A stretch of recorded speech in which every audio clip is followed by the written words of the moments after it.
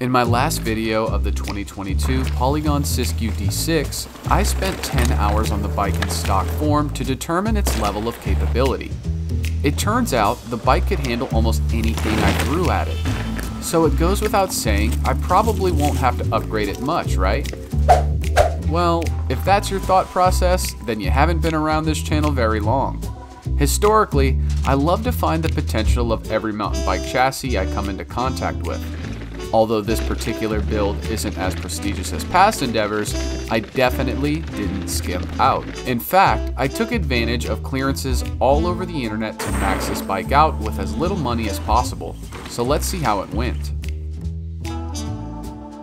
Referencing the first video of this bike again, you'll recall my biggest gripe was the SR Suntour XCR fork.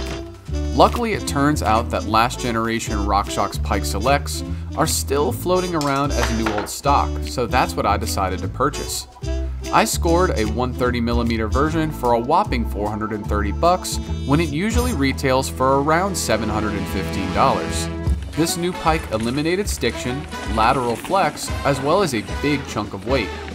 As a result of this mod alone, the bike already feels as though it's graduated to a new level of performance. But I didn't stop there. The new fork has a boost through axle, which is incompatible with the factory non-boost front wheel. Naturally, I used this as an excuse to get a wheel set. Say hello to my Hunt Trail wide wheels. I scored these for right around $450 with no discounts. They provide much better engagement as well as even more weight savings. Factor in a fresh set of tubeless Maxxis tires and some cross-country cush core, and this bike's handling was completely transformed. Now the D6's once adequate grip is nothing short of stellar, and what moments felt jarring from the tubes now feel as supple as can be. If you want to boost your confidence on your D6, these are the best bang for the buck mods to start with. With those big mods out the way, let's discuss the other refinements I made to seal the deal. Remember that video I made about the MT200 brake hack? Yep, I did that trick again. My D6 has a fresh set of XT levers that I paid $100 for, which are now married to the MT200 calipers. I'll never get over how transformative this mod is in terms of brake feel. Throw in some Jaguar semi-metallic pads for about $30, and I've got brake power rivaling that of brakes costing double this setup. And yes, the rotors had to be changed since the stock ones can't accept metallic compounds. Chalk up an extra $40 for that. I should also mention that I did find the D6 bars to be a bit flat for my taste, so I stole the riser bars off of my propane Tyee and mounted them to a beautiful stem I got from my friends over at Session Components. I did one final mod, and perhaps I should feel bad about this one.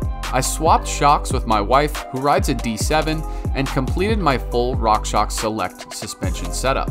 I'm always blown away by how well RockShox suspension bits work in sync with each other. Assuming you get the settings right, it's simply magic. I wish I could elaborate more on that, but it's just something you have to experience. As for the drivetrain and dropper post, these parts were left alone as they are utter perfection out of the box. I have my D6 tuned for light to mid-duty trail days, saving the gnarlier trails for the Enduro Beast. But make no mistake, I work this bike pretty hard. I've mowed through tech lines that blast through its modest 120mm travel repeatedly. I've accidentally oversent jumps to flat, you name it, and this bike has seen it to some degree. Personally, I love having a bike that sits in that mid-range level in terms of components. That's where a bike really starts to shine in terms of balancing both performance and value. It's burly enough to have faith in, but cost-effective enough to repair without having to live on top ramen. No shame if that's your thing, by the way. Could I have ridden it longer in stock form and still conquered all of the same features? Absolutely, and I want to make sure that you know that. But there's something special that happens when a person is stoked about their bike build. They ride it more. The D6 is an incredibly priced bike with unmatched potential, and I gotta say I really love taking mine out for a rip these days. Please consider shopping my links below to support, and comment any questions you may have. Remember that the ride is secure, and I'll see you next time.